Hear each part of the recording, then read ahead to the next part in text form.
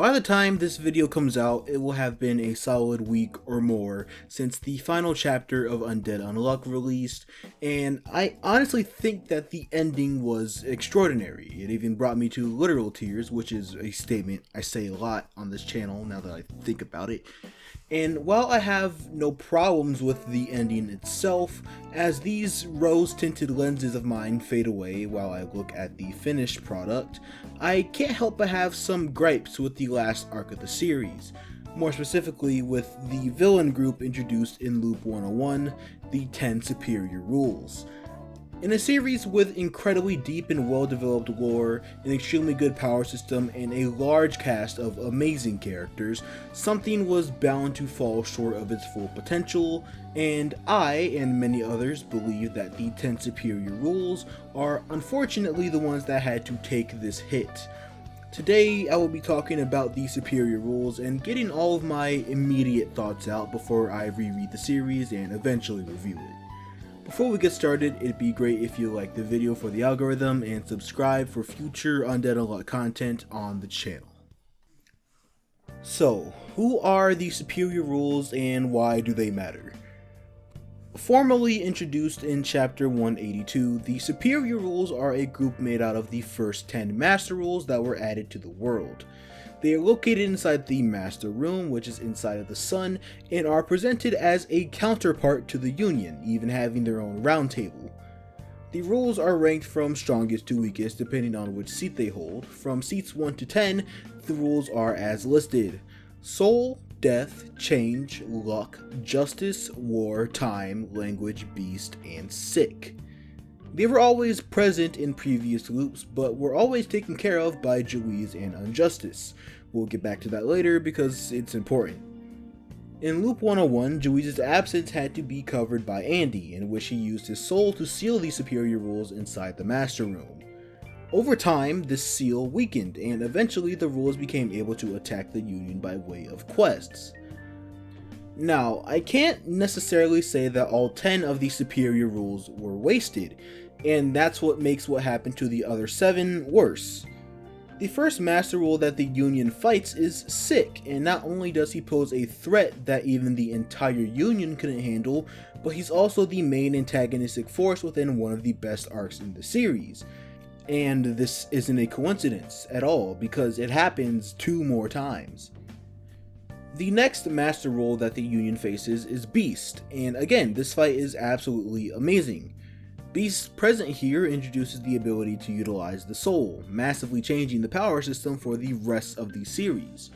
Beast himself is interesting as well. His powers made the fight a visual spectacle, and he sports an amazing design and personality.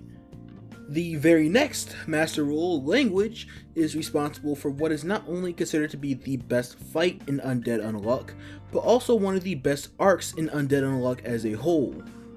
In my opinion, the Language arc is a masterclass in not only character writing, but also in utilizing a power system to its fullest potential. In all 3 cases, the Superior Rules were a complete net positive to the series, and there were still 7 more to go through.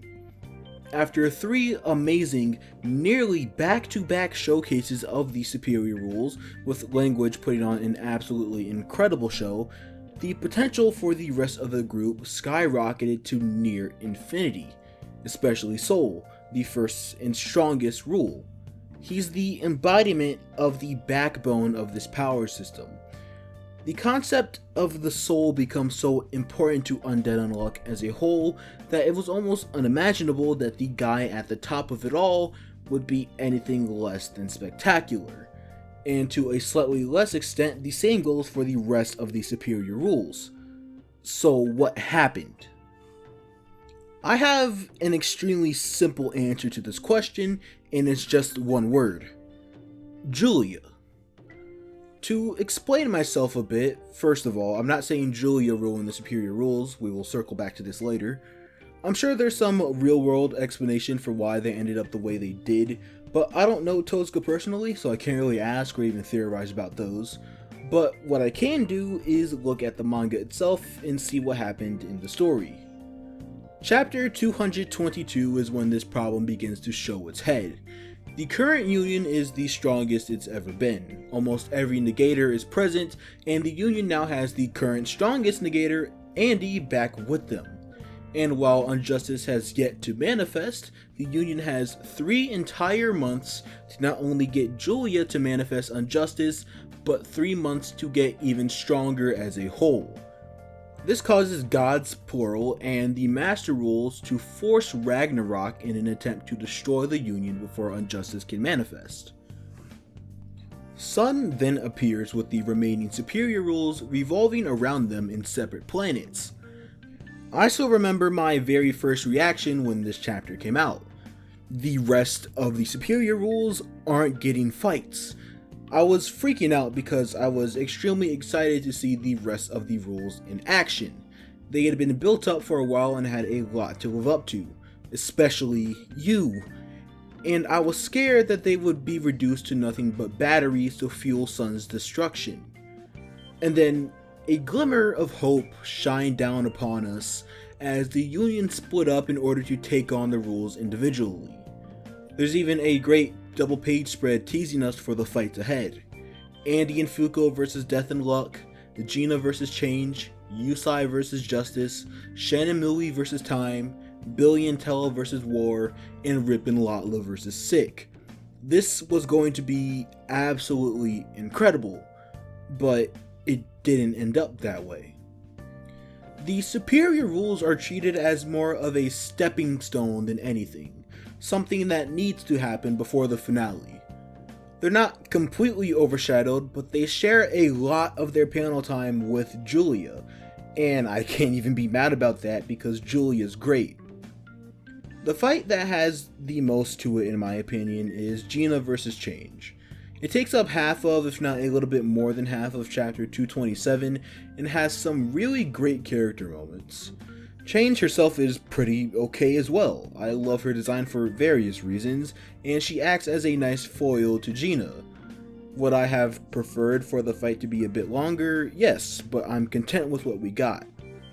I can almost say the same for Time, but to a slightly lesser extent. Shen and Millie have great interactions as always, and the double page spread of their big combo attack was amazing. The only real problem I have with the fight is Time himself. Besides design, I'm simply not interested in him at all, nor does the story really give me any time to become interested in him. Not only do Shen and Mui being adorable steal the show, but Undead Unluck's resident ore farmer, Fong, comes in and does what he does best, and shows just how much he's grown as a character. Sick gets a pass, since he already had his time.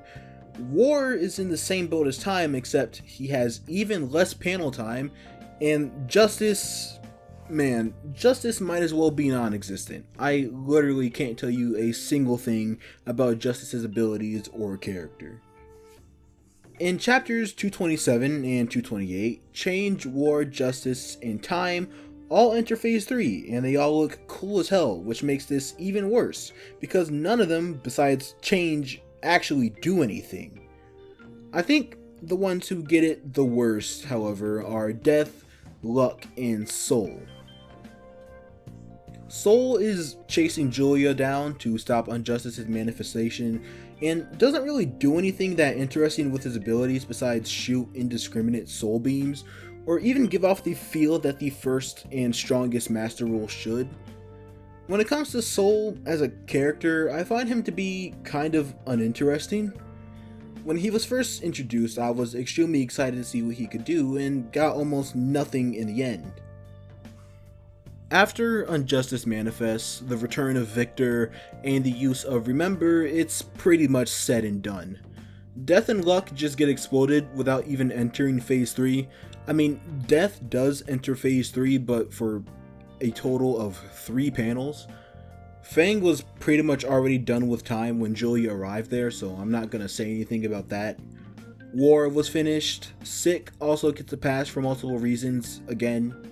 Justice, we already know about Justice at this point. Change was also technically defeated by Julia and Unjustice, but again, we got some good moments in that fight, and Gina got the final hit in, so I'm not gonna complain about it too much. I've always been of the opinion that Julia shitting on the Master Rules is fine. Not only was that the plan from the beginning, but it's also just a precedent set by what we know of the previous loops. Where my issue lies is the way we bridge the gap between the Union fighting the superior rules and Julia ultimately taking them out. Change slightly excluded, none of them got ample time to live up to their expectations that sick beast in language set. I think all of them got done extremely dirty. Like I said earlier, I'm not gonna claim Julia ruined the superior rules or anything, because she didn't. At the end of the day, those sets of chapters were her show, her time to shine, and she more than deserved all the attention she got. I'm also not gonna claim that the superior rules ending up the way they did ruined the ending, because it didn't, at least not for me. But it's just unfortunate that in order to get the great character moments from Julia to arrive at the wonderful conclusion that we did, the Master Rules had to end up taking the hit in the end. Some were underdeveloped, some were simply unimpressive, and insert a third unword here for the bit because I don't actually have anything else to say. That's it for this one, thanks for watching. Lately I'm feeling so cool. Yeah. Come and get a taste of the hip soul food. Spice up the animal when you haiku. While soul goes to school, way slash kung fu.